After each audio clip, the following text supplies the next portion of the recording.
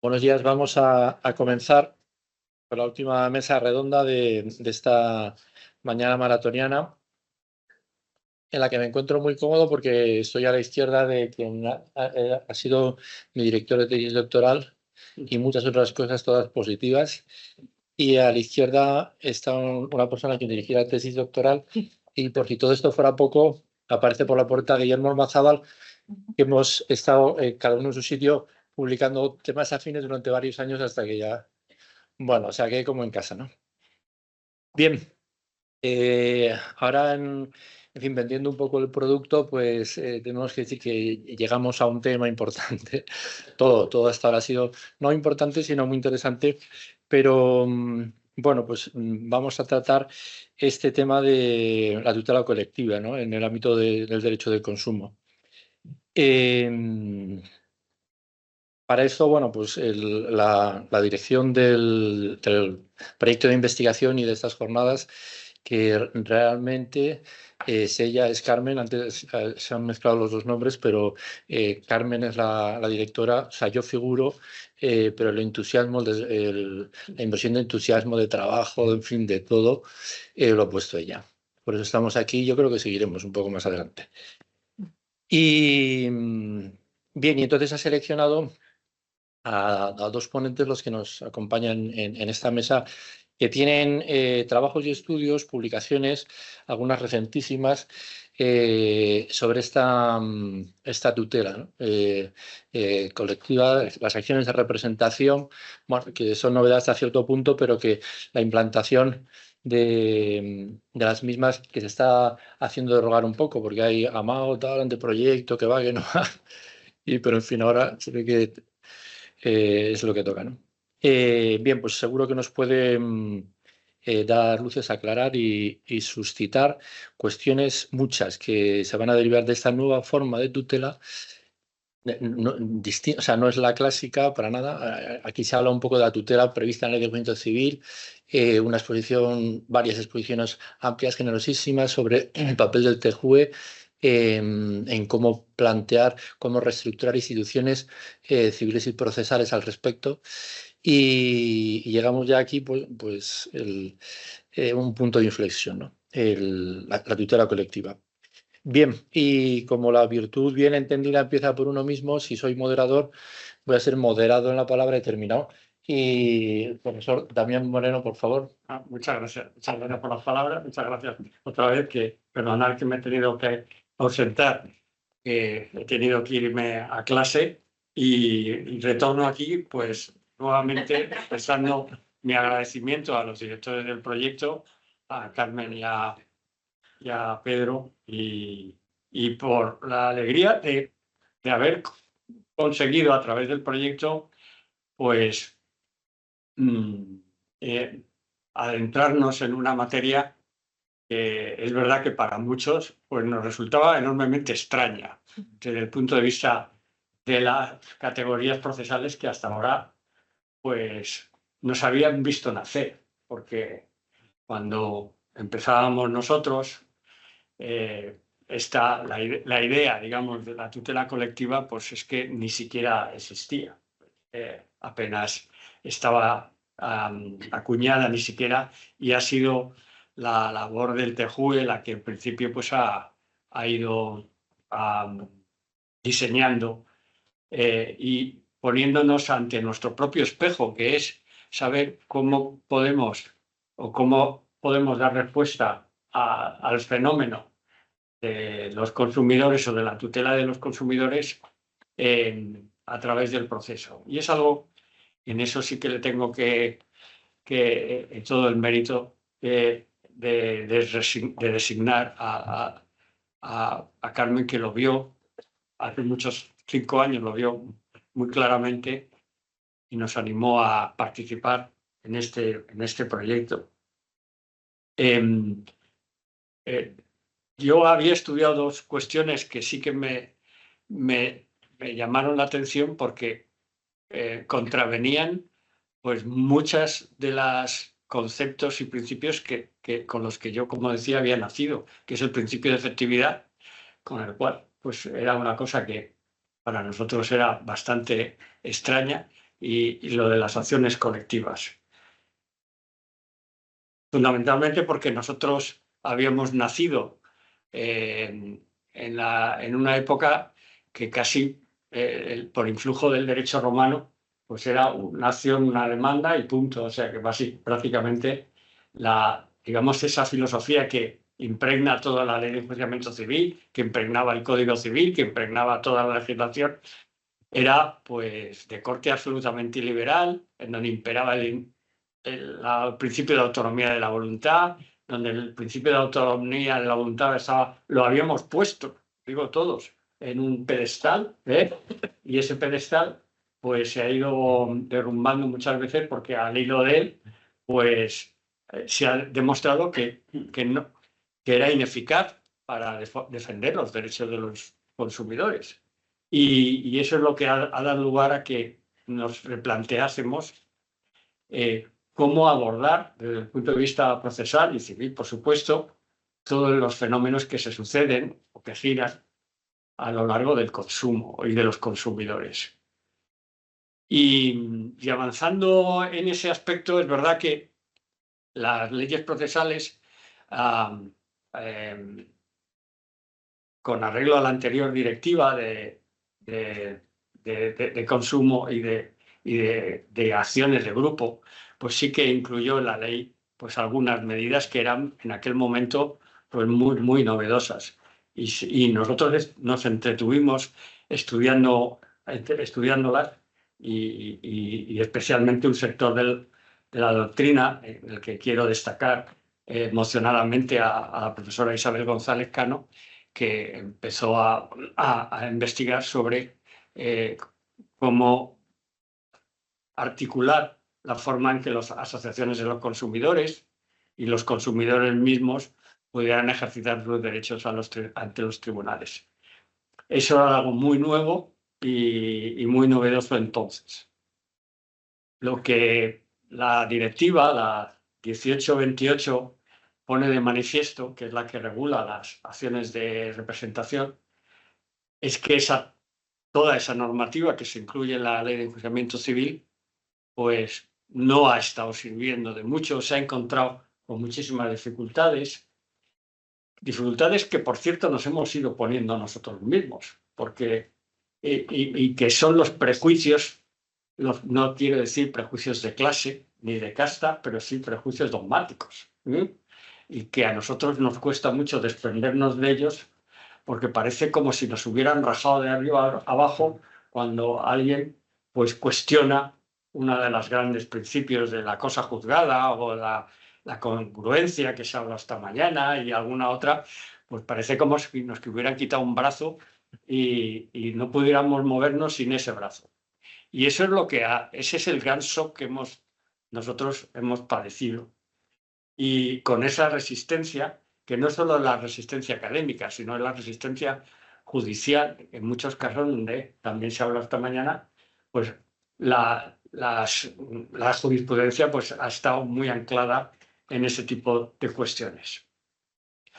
A la situación llegó con la necesidad, como sabéis muy bien, de transponer esa directiva de acciones de representación, que en el fondo son acciones colectivas, y eso dio lugar a, como sabéis también muy bien, a que el gobierno pues, presentase un anteproyecto que la verdad, a mi modo de ver, con los efectos que pudiera tener, pues me pareció que era un punto de partida y un punto de llegada. A mí me parecía que estaba muy bien realizado el proyecto, que la Comisión de Codificación había trabajado muy bien y que, bueno, con los temas que pudieran no ser objeto de discusión, me parecía que era una buena solución.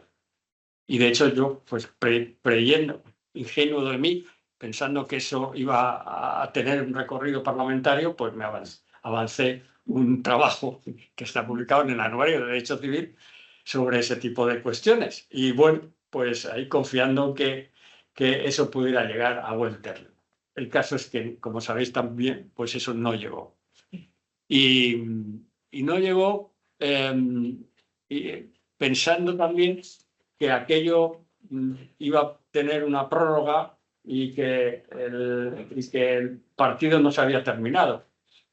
Y todos esperábamos que la ley de eficiencia del Servicio Público de la Justicia, pues retomara ese proyecto. Y también lo hizo, ¿eh? Y lo hizo y lo incorporó al proyecto de ley. Y tal fue nuestra sorpresa cuando en un momento dado, en el periodo de enmiendas, pues ese brazo, que era el brazo ejecutor de eso, pues se lo volvieron a quitar, se lo amputaron, por decirlo así, y la ley de eficiencia se quedó tal cual. Está hoy en el Boletín Oficial del Estado sin ese brazo. Las razones que se dieron entonces y que se han dado, que no sé si responden o no a la realidad, primero que no hubo acuerdo parlamentario entre partidos los más divergentes, que eran Esquerra Republicana, con Junts, con el PP, con no sé qué, en fin. No quiero hacer política, pero el caso es que lo que sí es que algunos sí que hicieron política con la transposición de las acciones colectivas. Y el caso es que se quedó ahí todo trufado a base de una idea es que, pues que nadie estaba de acuerdo con los sistemas de financiación de las acciones colectivas, es decir, que sabéis muy bien que junto con la acción colectiva iba asociada la posibilidad de que puedan financiarse los litigios en materia de consumidores a través de las acciones colectivas. Y eso despertó tantas suspicacias, incluso para mí, que eso se quedó abandonado y no llegó, y fue uno de los motivos por los cuales la acción colectiva no cuajó. Y otro de los motivos fue, como luego veremos, o a lo mejor Eva lo menciona, el sistema que se acogió para determinar algo que es muy importante, cuál es el número de afectados o número de reclamantes, para los cuales pues, se establecieron dos sistemas de integración voluntaria o desintegración, desvinculación voluntaria, lo que se conoce con el nombre del opt-in y opt-out, donde también hubo pues algunas, se cruzaron algunas interferencias de orden no tanto político, sino probablemente de orden económico. El sistema que proponía la ley, el proyecto de ley, pues no resultaba del agrado de determinadas entidades financieras y del sector empresarial, concretamente de la COE. Básicamente, los empresarios no les gustaba el tema. Lo veían como una amenaza, el tema de las acciones colectivas, y que podía, digamos, cuestionar algo que para la ley, como luego veré, pues podía tener cierta incidencia, como es el carácter reputacional que una acción colectiva puede tener en relación con el sector productivo en el que se está moviendo el sector de los consumidores en que se está. Y esto empezaba a rememorarme. Yo empecé, como soy muy peliculero, pues a retomar una idea que tiene que ver algo con las acciones colectivas, pero que no tiene que ver, pero en el fondo sí tiene que ver, que son los procesos testigos tal como se entendían antiguamente, que es que en Estados Unidos, con las class actions antiguamente, pues el proceso se utilizaba para abrir brecha jurisprudencialmente, abrir una doctrina nueva y poder defender a un colectivo determinado. Me estoy fijando en películas muy míticas como Civil Action de John Travolta, que todos habéis visto, o Aguas Oscuras, o otra, no sé cuál es la traducción, que ahora está en Netflix, o incluso El Jurado, donde había una acción ante el jurado para abrir una brecha frente a los que comercializaban la política del rifle, los defensores del rifle. La idea con estas Causlagering, o como le llaman clases de acción, opciones de clase, es abrir una brecha en el ámbito jurisprudencial y a raíz de la cual, pues, o un cauce a raíz de la cual pudieran defenderse los consumidores individualmente.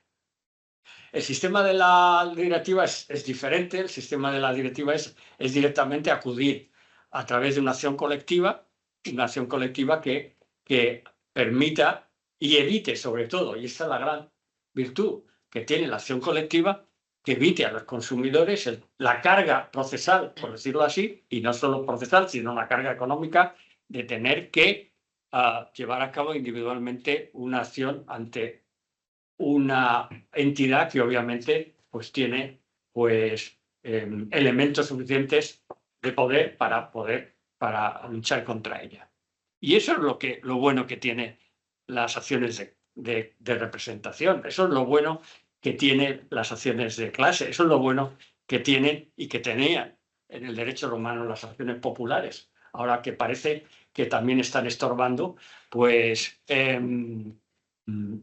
parece que todo lo que sea facilitar los pronunciamientos jurisdiccionales, pues está hasta mal visto. Creo que la idea de la directiva no era esa, era simplemente que la acción colectiva de alguna manera disuadiese determinados comportamientos empresariales que se estaban produciendo, más en la línea de la acción de cesación y no tanto en la acción de las acciones restitutorias. Pero bueno, la ley lo incluye ambas y se pueden hacer. Y eso evitaría lo que ha estado pasando hasta ahora, y es que, como el flautista de Hamelín, pues las asociaciones de consumidores tuvieran que pues, tocar una melodía para intentar que se sumen a la causa el mayor número de consumidores posibles. Y con el riesgo que eso supone que a veces no llegue a quien tiene que llegar y alguien se quede fuera. Con esta acción colectiva se permite algo que es muy sencillo, que es que no hay que hacer nada. Simplemente, bueno, hay que hacer o bien incorporarte como consumidor o bien desvincularte de él. Lo cual en el trabajo que os he mencionado me parece que es un esfuerzo absolutamente razonable y no tiene por qué suponer ningún agravio ni ningún esfuerzo ingente el poder desvincularte de una acción o vincularte a ella. O sea que no entiendo exactamente los recelos que esta situación produce. Pero bueno, el caso es que existe. Y bueno, pues esa situación evita también otro fenómeno que también tiene nombre de cuento, que es el nombre de la cigarra y la hormiga, que es que con el sistema anterior había otros quienes se trabajaban por otros, y luego pues uno se aprovechaba de las acciones de determinadas asociaciones y se sumaban al carro vencedor y ya está. Como ocurre, por cierto, con el proceso testigo, que no es ni más ni menos que un sistema en el que uno gana y si gana me sumo y si pierde me desvinculo. Ese es el proceso testigo, también por ser muy claros, ¿no? Y bueno, pues eso, pues sí, son las ideas estas que nos vienen un poco del derecho administrativo en este caso, porque el proceso testigo pues viene fundamentalmente, es una técnica originariamente del derecho administrativo que tiene su razón en la impugnación de un acto administrativo, pero no en la impugnación de determinadas reclamaciones individuales en materia de derechos de la contratación, que es lo que hay ahora mismo hoy, como seguramente sabréis, y como ha dicho Paco esta mañana, pues también con ese monitorio que se ha inventado el legislador, que permite pues que recalcular la cantidad de la reclamación. Pero bueno, no sabemos si funcionará, Paco, ya lo veremos. En todo caso, la idea es, digamos, por decirlo así, es que las acciones colectivas son instrumentos de facilitación. Facilitan. ¿Y qué facilita? La tutela de los derechos de los consumidores. Y obviamente, cuando alguien facilita la tutela de algo, obviamente esto tiene la otra cara de la moneda, que es que eso va en detrimento de algo. Y es donde nosotros yo creo que el gobierno ha debido ver que esto todavía no está suficientemente maduro para que se lance como ley al Boletín Oficial del Estado. Todavía creo que queda pues alguna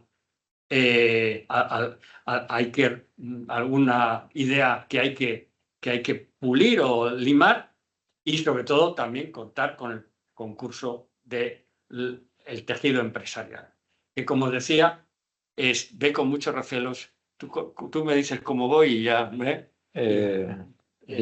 cerca de la frontera. Los recelos que produce de orden reputacional. Pero claro, precisamente es una cosa, este aspecto, que la propia directiva y la propia anteproyecto ya ha previsto en un sistema muy particular de ejercicio de la acción colectiva, que es que, así como en el resto de las acciones civiles nosotros las ponemos en marcha directamente a través de la demanda, y una vez que las ponemos en marcha esperamos que el juez se pronuncie de manera definitiva en la sentencia, pues en las acciones colectivas esto no ocurre. Ocurre lo mismo que en el proceso penal, que conoce muy bien Guillermo Ormazábal con la fase intermedia, que es que aquí hay una denegatio acciones. Es decir, que si la acción entablada por la Asociación de Consumidores no está lo suficientemente fundada, pues el juez, en la audiencia correspondiente, pues puede impedir el ejercicio que prosiga la acción, porque se entiende que no está suficientemente fundada, no está suficientemente articulada, no hay razones suficientes para que vaya a juicio. Y eso es lo que se ha tratado de prevenir, precisamente para evitar ese daño reputacional que obviamente pues está latente. Y por lo tanto, eso es algo que trata de prevenirse. ¿Que esa manera de prevenir no es suficiente? Pues no sé qué otra puede existir. No lo sé. Y eso es algo que habrá que volver a madurar. Pero en fin, tampoco quiero robarle tiempo a mi compañera Eva, que de esto sabe mucho más, porque acaba de publicar un libro sobre esto. Y nada, pues simplemente agradecer de nuevo a los organizadores la amabilidad que habéis tenido de invitarme a participar en esta mesa redonda. Muchas gracias a todos. Va a hacer ahora la exposición la doctora Sanjurjo Ríos. Ella nunca lo haría, decir, vengo a meter mi libro, pero yo sí lo saco. Que a mí, bueno, me parece tampoco, lo digo un poco con la boca chica, creo que es la primera o de las primeras monografías que plantea estudiar el tema de una forma sistemática. Te estoy poniendo alto el listón. Sí, sí. Y bueno, seguro que la intervención va a ser del máximo interés. Sí. Muchísimas gracias, Pedro, por tu amable presentación. Me siento un poco ahora mismo como Francisco Umbral, pero nada más lejos de la realidad. Gracias también a ti, Carmen, directora y organizadora de esta fantástica jornada, por haberme dado la oportunidad de estar hoy aquí, pues, compartiendo mesa además con mi querido y admirado el profesor Juan Damià. Bueno, pues como ya se ha anunciado, efectivamente voy a hablar de las acciones colectivas de consumo, un tema del que he dedicado por los últimos tiempos en mis tareas investigadoras, y es un tema que por múltiples motivos ya pues he de confesar que atrapó mi atención, pero sobre todo uno de ellos, y es algo que ya comentaba el profesor Damià Moreno en su intervención, el hecho de que nuestro país sobre este tema no ha hecho los deberes. O sea, no ha hecho los deberes porque, como bien sabemos todos, hay una directiva europea de 2020 sobre acciones de representación para la protección y defensa de los derechos y consumidores de los usuarios, y ya van más allá de 2 años que ya se debería haber traspuesto y todavía sigue sin haberse hecho. O sea, el plazo había terminado, si no recuerdo mal, el 25 de diciembre de 2022 y, como digo, pues a día de hoy todavía está pendiente de su transposición al ordenamiento jurídico interno. Bueno, teniendo en cuenta la gran diversidad de cuestiones o aspectos que se podrían destacar sobre esta materia, poniéndolo en relación, por otra parte, con la legislación procesal civil vigente y teniendo en cuenta también lo limitado que es el tiempo de mi intervención, creo que lo más oportuno quizá es referirme pues, a cómo podrá ser en el futuro las acciones colectivas de consumo, si acaso se llega a transponer la directiva, que se tiene que hacer, ¿no? Porque si no corremos el riesgo de que nos sancione, ¿no? la Unión Europea. Entonces, en este sentido, pues tengo que partir de lo que ya comentaba el profesor Damián Moreno, el proyecto de ley orgánica en materia de medidas de eficiencias del servicio público, el decaído proyecto, ¿no? Y en el que también se abordaba el tema de las acciones colectivas de consumo. Como hace más o menos un año se presentó por el Gobierno ese proyecto para su tramitación parlamentaria y justo cuando estábamos se había terminado la fase de enmiendas frente al Congreso de los Diputados, antes de enviarse el texto al Senado, pues todo lo referente a las acciones colectivas de consumo se suprimió.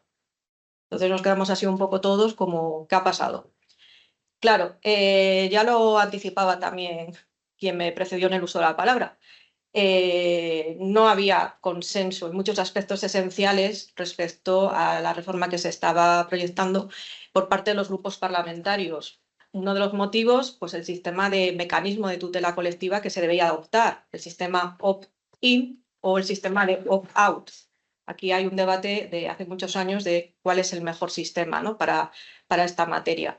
También el tema de la financiación, el tema de la legitimación activa, de restringir tanto el tema de la legitimación activa, eran cuestiones esenciales sobre las cuales no había consenso y, claro, pues no podía avanzar el proyecto. Como digo, la regulación proyectada en este sentido no ha prosperado, hay que esperar por ahora, pero también yo confío, quizás soy más optimista, confío en que no tarde mucho tiempo pues, para que de forma separada pues por fin se transponga al ordenamiento jurídico esa directiva de 2020. Y por eso pues voy a centrar interés en ese proyecto, que aunque, como digo, decayó, pues creo que en el futuro más o menos las grandes líneas de reforma irán por donde iba el proyecto. Bueno, ¿y cuáles son esas líneas maestras o esas ideas fundamentales que se podía extraer del proyecto? Pues yo las voy a resumir en estas 5, sin perjuicio de que pueda haber otras ideas perfectamente posibles y que yo también podría compartir, pero por resumir un poco, pues voy a destacar las 5 siguientes.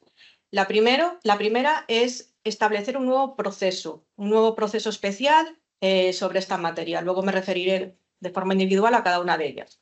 En segundo lugar, se restringe bastante el tema de la legitimación activa para el ejercicio de este tipo de acciones. En tercer lugar, el consumidor individual, a título individual, queda excluido del proceso, no va a poder intervenir procesalmente durante la tramitación de estas causas. Y, bueno, en cuarto lugar, como garantía, como una pieza para garantizarle el buen éxito de estas acciones, se establece también un sistema de difusión y publicidad, al que luego también mencionaré. Y ya por último, la figura del juez o cómo debe ser la participación del juez en el proceso también cambia sustancialmente a la participación que actualmente tiene. Refiriéndome al primero de los aspectos, decía que se va a tramitar, ¿no? La idea del proyecto era que toda la regulación procesal sobre las acciones colectivas estuviese contenidas en un nuevo procedimiento, en un nuevo proceso especial, de tal manera que actualmente la tramitación es un procedimiento declarativo que adoptará los trámites del ordinario del verbal, dependiendo de la pretensión, y aquí ahora pues, se pretende lo contrario, llevarlo al libro cuarto, incluyendo un título cuarto, donde todo lo referente a las acciones de cesación o acciones resarcitorias, toda la regulación procesal estará contenida en ese nuevo título del libro cuarto.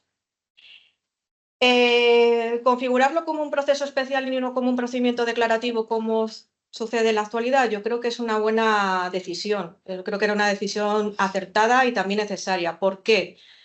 Porque la legislación procesal, la ley de enjuiciamiento civil, estaba plagada de especialidades a lo largo de la normativa, de tal manera que esto dificultaba de alguna manera pues, la defensa de los consumidores. No sabían, con conocimiento suficiente, ¿no? Pues, cuál era la regulación que de alguna manera les vinculaba. Entonces, en este sentido, yo creo que el hecho de que hubiese normas especiales, pues cuando el artículo 6 hablaba de la capacidad, normas especiales para la intervención procesal sobre cosa juzgada en materia de ejecución, pues era un poco locura, ¿no? Sobre todo para quienes tenían que defender a los consumidores y usuarios. Pero además creo que este cambio también es pertinente con motivo de la directiva. La directiva europea, en el artículo 7, establece de forma bien clara que los Estados miembros deben velar porque las autoridades administrativas y los órganos jurisdiccionales puedan controlar la admisibilidad de la demanda o la admisibilidad de las acciones colectivas desde la fase más temprana posible del proceso, es decir, que puedan decidir desestimar los asuntos manifiestamente infundados, que va por la línea de lo que comentaba también el profesor Damián Moreno. Claro, si trasladamos este precepto a la estructura procedimental del ordinario y del verbal, vemos que esto no encajaba, o sea, es imposible, tal y como está configurado el ordinario y el verbal, encajar lo dispuesto en el artículo 7 con la legislación vigente. ¿Y por qué? Porque esa fase más temprana posible a día de hoy es el momento de la admisión de la demanda. Y el momento de la admisión de la demanda, como todos sabemos, donde lo que se hace ahí es un control netamente procesal, pero no entrar en el fondo del asunto, no ver si es la acción manifiestamente infundada o no. Entonces, en este sentido, creo que también la decisión pues, no podía ser más acertada. Bueno, por resumir así muy brevemente, no voy a ponerme a hablar de la tramitación individualizada de cada una de las acciones, pero sí dar unas breves pinceladas para que quede una visión global de cada una de ellas. En relación con la tramitación de las acciones de cesación, la tramitación es más sencilla, se comentaba en el proyecto pues, que sería la tramitación del juicio verbal incorporando alguna pequeña especialidad. ¿Como cuáles? Bueno, pues por ejemplo, una de ellas, la reclamación previa al empresario o al profesional antes de interponer la demanda y como requisito para que después te pudiesen admitir a trámite la demanda. En la contestación a la demanda, el plazo se ampliaría, pasaría de ser de 10 días a un mes y también habría alguna especialidad en cuanto a la celebración de la vista. La celebración de la vista pasaría a ser un trámite preceptivo, no como viene sucediendo actualmente. Donde sufren más cambios procedimentales son las acciones resarcitorias. Las acciones resarcitorias, pues es como un terremoto, ¿no? Ahí ha habido cambios radicales. ¿Por qué? Bueno, pues aquí el prelegislador se decidía de forma bien clara por implantar el modelo de opt-out, aunque yo prefiero utilizar la expresión en castellano, el modelo de desvinculación, frente al modelo de inclusión. Habría alguna excepción, pero por regla general, modelo de desvinculación. ¿Qué quiere decir esto? Que los consumidores y usuarios tienen el derecho, tienen la opción de excluirse del proceso colectivo.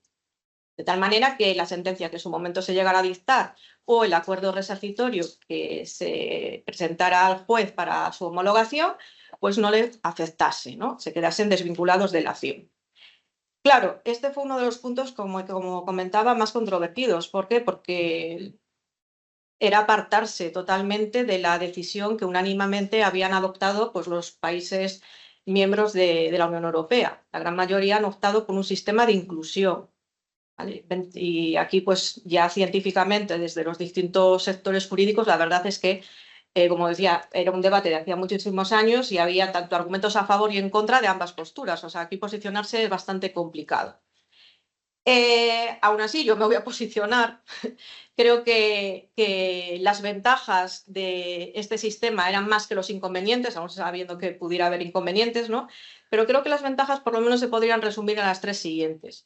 Primero, que es la manera de garantizar que la sentencia pueda afectar al mayor número de consumidores posible, que afecta al máximo número de miembros del grupo. La otra ventaja, que se logra reducir al máximo los litigios meramente individuales con objeto idéntico al del proceso colectivo y por otra parte que se evita la gran dificultad y coste que conlleva desde un principio pues tener que identificar a todos los miembros del grupo. Ahora bien, también creo que para el buen éxito y la buena garantía de este sistema, por lo menos la regulación procesal debe ser clara y precisa en tres cuestiones a su vez esenciales. La primera, que quede claro bien en el texto de la ley en qué momento procesal los consumidores pueden ejercitar esa opción de excluirse del proceso. En segundo lugar, que haya un sistema de información ágil y completo para que el conocimiento del proceso colectivo llegue a todos. Y en tercer lugar, establecer claramente cuál es el modo o la forma de excluirse. Tres aspectos que también, en rasgos generales, el proyecto creo que daba bastante buena solución a cada uno de ellos. Finalmente, para terminar ya con los aspectos así más procedimentales, me gustaría hacer mención a un trámite esencial del ejercicio de las acciones resarcitorias, que es la audiencia de certificación. Una nueva comparecencia oral ante el juez que tiene lugar después de la admisión de la demanda y antes de la contestación a la demanda, y donde básicamente se hacen dos cosas. Primero, el juez controla o examina y resuelve las cuestiones procesales que se hubiesen planteado por escrito por parte del demandado. Y en segundo lugar, y es donde creo que tiene mayor importancia esta audiencia de certificación, el juez tiene que verificar si concurren los requisitos legales exigidos para que se pueda tramitar la pretensión como una acción colectiva, que básicamente es comprobar la homogeneidad de las pretensiones de los consumidores y usuarios y controlar que la acción no es manifiestamente infundada. De ahí que el demandante en su demanda no solo tenga que alegar hechos, sino que tenga que aportar pruebas para intentar después convencer a la juez y certifique la acción colectiva. Respecto a la segunda de las ideas clave del proyecto, comentaba que se restringe bastante la legitimación activa. ¿Y por qué? Porque si vamos actualmente al artículo 11 de la Ley de Enjuiciamiento Civil, vemos que en función de los intereses, de la naturaleza de los intereses, colectivos o difusos, hay distintos sujetos legitimados para interponer la demanda. Bueno, pues ahora la idea con el proyecto era reducir al máximo esto, es decir, solo pueden estar legitimados aquellos que tengan la consideración de entidad habilitada.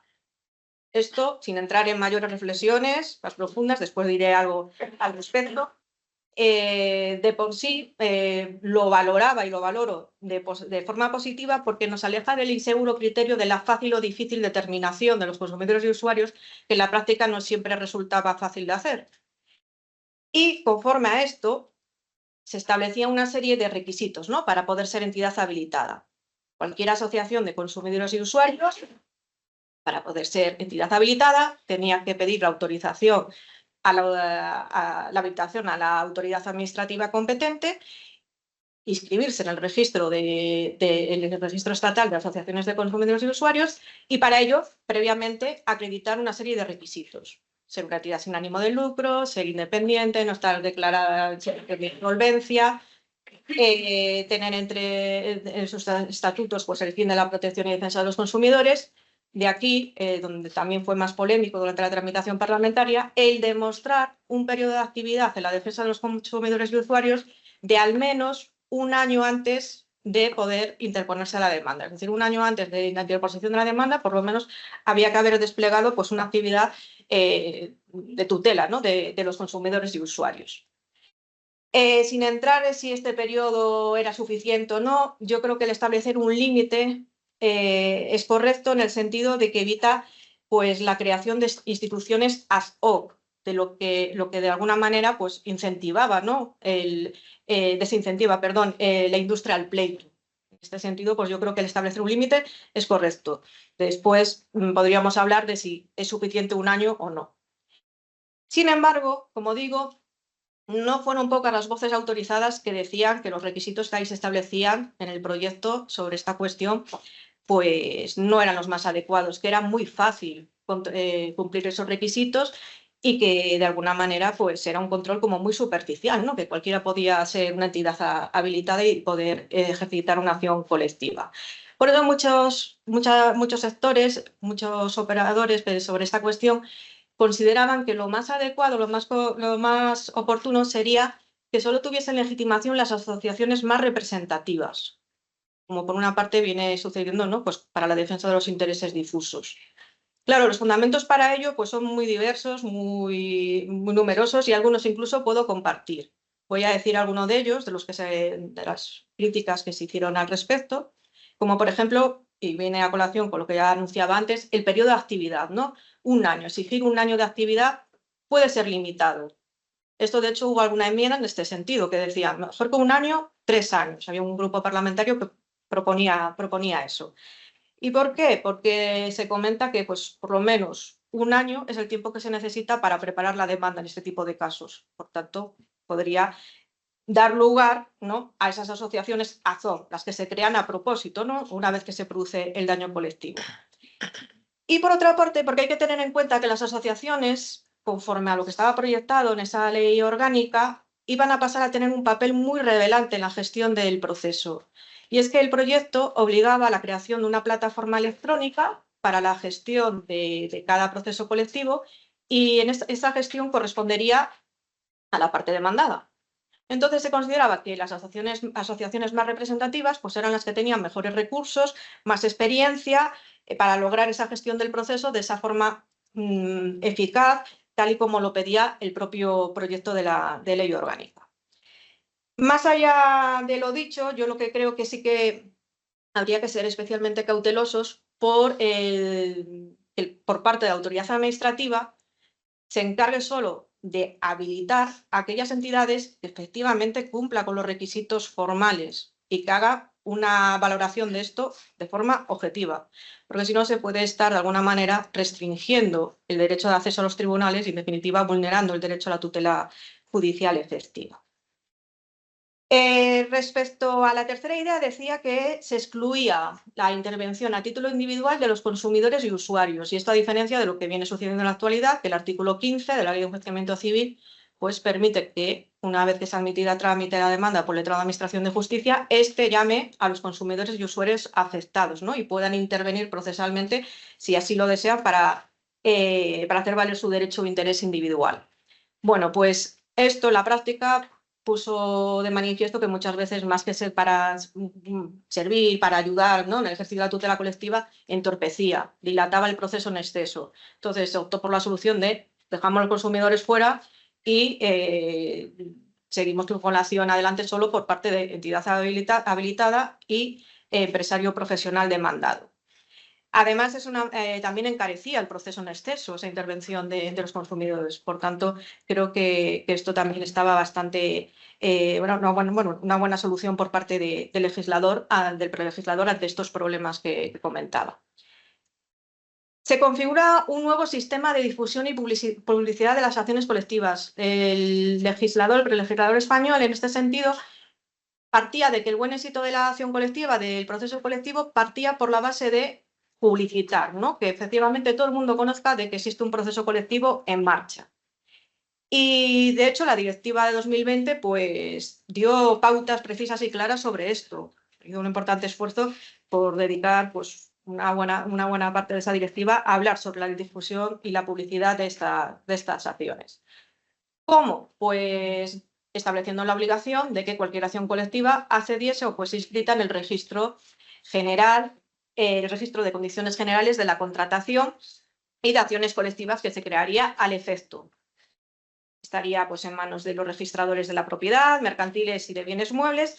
Y como digo, su objetivo es que el conocimiento del proceso colectivo no solo llegue a los consumidores y usuarios afectados, sino a toda la sociedad en general. Y además iba a ser una perfecta herramienta que permitiese la adecuada coordinación entre los distintos órganos judiciales ante los que pudiesen estar planteadas o haberse planteado pues, procesos colectivos con idéntico objeto, ¿no? Entonces, de esa manera, como digo, pues se conseguía esa coordinación. En mi opinión, tan necesaria como su creación sería garantizar su operatividad. Es decir, que funcione bien. Es decir, garantizar que el ciudadano medio o el consumidor medio es realmente conocedor de lo que está ahí en ese registro. Y digo esto porque soy consciente de que esto no siempre sucede, por ejemplo, con el actual registro de condiciones generales de la contratación al que vendría a sustituir, porque muchas veces ha denunciado, ¿no?, de que o el propio consumidor desconoce de la existencia de ese registro o el que lo conoce dice que a la hora de realizar cualquier búsqueda o consulta a través de su web, que no es nada intuitiva, o sea, es como si no existiese entonces. Para ir terminando, la quinta idea que quería destacar es una nueva concepción del juez. Se buscaba que el juez pues, fuese un juez más empoderado, más implicado en el funcionamiento de la causa. Tal y como están actualmente los procesos colectivos en la legislación vigente, el juez, pues, por otra parte, razonablemente, o sea, teniendo en cuenta que rigen los principios de aportación de parte y el principio dispositivo, está atado de pies y manos, ¿no? Es un mero director formal del proceso. Sin embargo, pues no eran pocos los que ya venían diciendo, oye, que aquí necesitamos que el juez esté más implicado, más metido en la causa. No puede ser un mero sujeto pasivo que esté para dirigir el debate, sino que tiene que implicarse más. Un juez más americano, ¿no? O sea, como se sigue en el sistema norteamericano. Y entonces, de esta manera, pues no solo estar pendiente del inicio del proceso, sino de todo lo que se va sustanciando a lo largo del proceso. Y buena parte de esto porque se parte de la base de que los intereses, lo que ahí se discute, no es ni meramente privado, pero tampoco es netamente público, o sea, está en una zona ahí intermedia. Entonces al juez hay que darle pues más protagonismo. La directiva también iba por esta línea, incluso también pues, la jurisprudencia del Tribunal de Justicia de la Unión Europea en sus diferentes sentencias abogan por la misma idea. Muestras irrefutables de esa mayor intervención del juez en este tipo de procesos. Bueno, pues podría destacar algunas. Por ejemplo, el ejercicio de un control directo de la legitimación activa por parte de las entidades habilitadas. Otra, muy importante, ya la comentaba antes, verificar la admisibilidad de la propia acción desde la fase más temprana posible del proceso, es decir, en la audiencia de certificación, pues la posibilidad de desestimar la acción por resultar manifiestamente infundada. Controlar la financiación por parte de terceros de este tipo de litigios. Tiene que comprobar que no hay conflicto de intereses, es decir, por ejemplo, que el financiador no sea un competidor del empresario o el profesional, o que no dependa de él, o que tenga otros intereses que nada tengan que ver con la protección de los derechos de los consumidores y usuarios. Y en su caso, por ejemplo, requerir, en el caso de que efectivamente diga, la financiación no la apruebo, pues requerir a la entidad habilitada para que la modifique, la renuncie o en el caso de no hacer nada, se sobresea la causa si no hay más entidades habilitadas personadas en la causa. Y otra de ellas, y con eso ya termino, el control exhaustivo que se hace del acuerdo de resarcimiento. Estos los acuerdos de resarcimiento es algo nuevo que se introduciría en la legislación procesal en el caso de que ese proyecto hubiera visto la luz y que suponía pues, que ese acuerdo que han alcanzado las partes del conflicto se lo presentan al juez para que lo homologuen y el juez lo homologará si verifica tres cosas. Primero, que no vulnera ninguna norma imperativa, que no se establece ninguna condición que pueda perjudicar al consumidor y, en tercer lugar, pues que no esté sujeto a condiciones que no se puedan cumplir. Como valoración final, por tanto, de este proyecto, aquí brevemente comentado y que muy a mi pesar, como comentaba al principio, ha quedado al margen de su aprobación, creo que era un buen proyecto, una buena y gran reforma de estas acciones y que podía haber dado un proceso mucho más garantista, más eficaz y que en definitiva permitía una mejor tutela de los consumidores y usuarios. Por tanto, espero que no transcurra demasiado tiempo para que pueda ver la luz y de esta manera pues, se consiga ese fin que he dicho. Muchas gracias por la atención. Bien. Pues después de estas dos fantásticas intervenciones, no sé si el público, alguna pregunta, sugerencia, la hora es mala. Pero vamos. Nada. Bien, pues no habiendo preguntas, quizá un aplauso para la jefa.